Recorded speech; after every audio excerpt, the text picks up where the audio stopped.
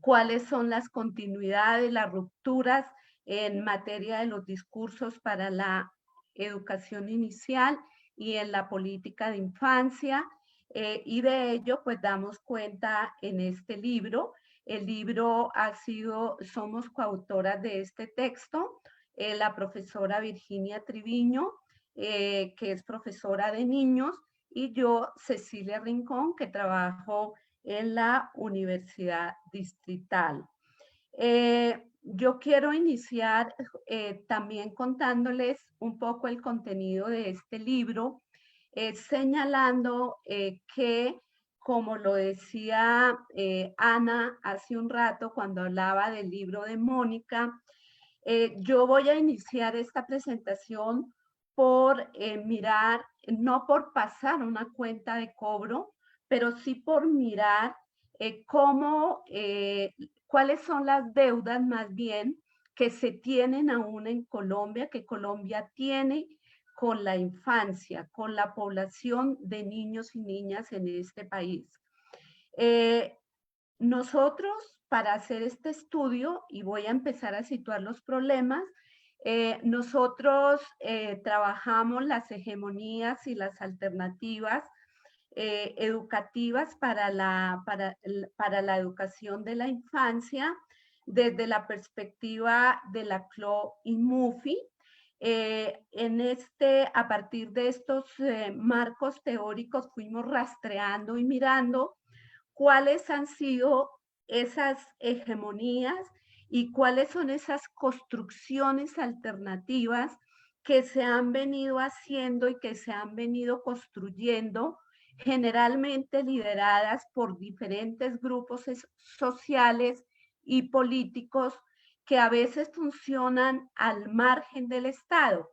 Pero debo reconocer también que en materia de política pública, desde el propio Estado, desde los ministerios y las secretarías de educación de Bogotá, se han gestado iniciativas que son muy transformadoras para,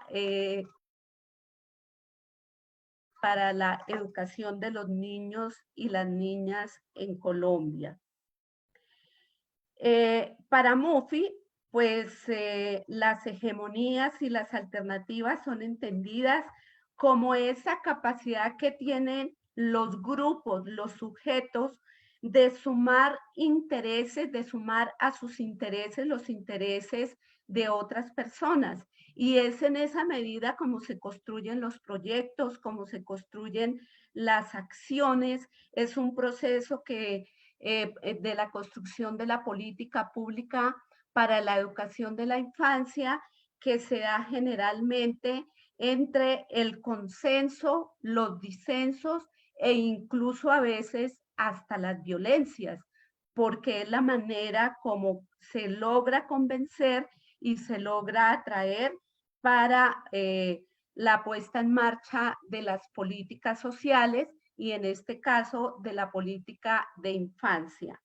Mirando un poco lo que está pendiente y estas deudas que tiene el Estado colombiano con la infancia, en nosotros encontramos una problemática que está centrada fundamentalmente en una deuda social y educativa que tiene el Estado con la infancia, dado que hace más de 26 años en Colombia se emitió la Ley General de Educación, que es la Ley 115.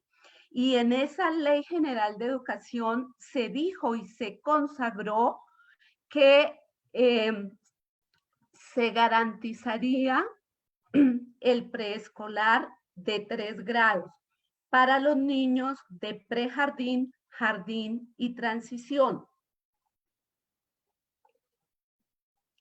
Este discurso, hasta la fecha, ya llevamos 26 años y no ha sido cumplido.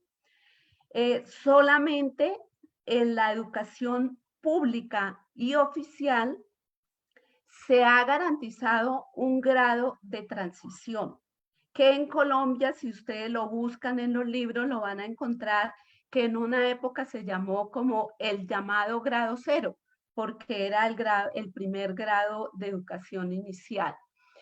Pero para el resto de la educación inicial no ha habido cumplimiento. No se han podido garantizar esos grados. Esto que ha ocasionado en nuestro país, y yo creo que pues conocemos por nuestros estudios, por nuestros diálogos, es un poco lo que pasa con la educación de la infancia en toda nuestra América Latina.